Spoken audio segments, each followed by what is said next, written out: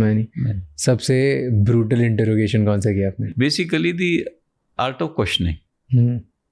Interrogation is not like कि आप mental pressure कर दोगे और कोई बता देगा आपको. See the accused wants to come clean to you. That's a very, you have to understand.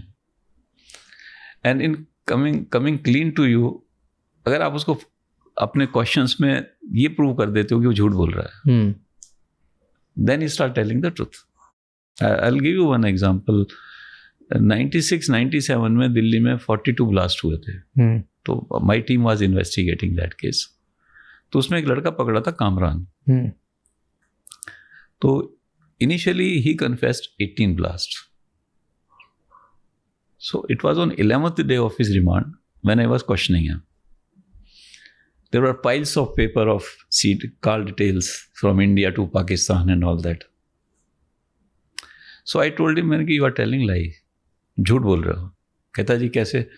मैंने कि देखिए सारे रिकॉर्ड है, सारा चेक कर लिया. तुम्हारे अलावा पाकिस्तान में अब्दुल करीम टुंडा को और कोई फोन नहीं करता था.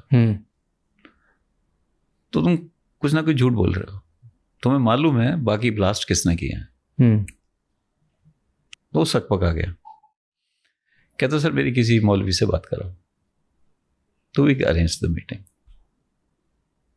उसने क्या सवाल पूछा मौलवी से कि अगर मैं इनको बता देता हूं मेरे साथी कौन है तो क्या ये कुरान के हिसाब से गलत होगा? तो मौलवी ने उससे कहा जो तुम कर रहे हो यही गलत है. टेररिज्म में आप क्या कर रहे हो?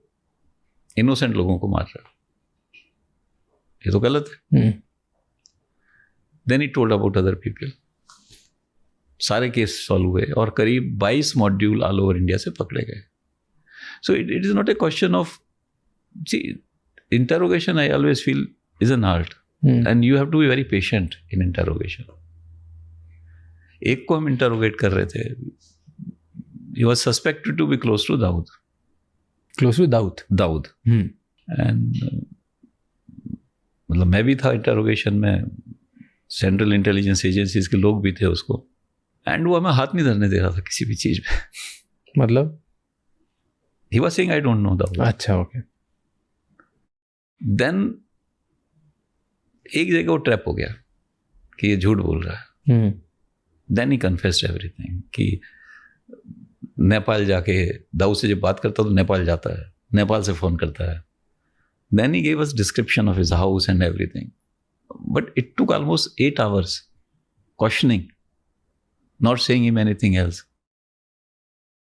See, जो बहुत से लोग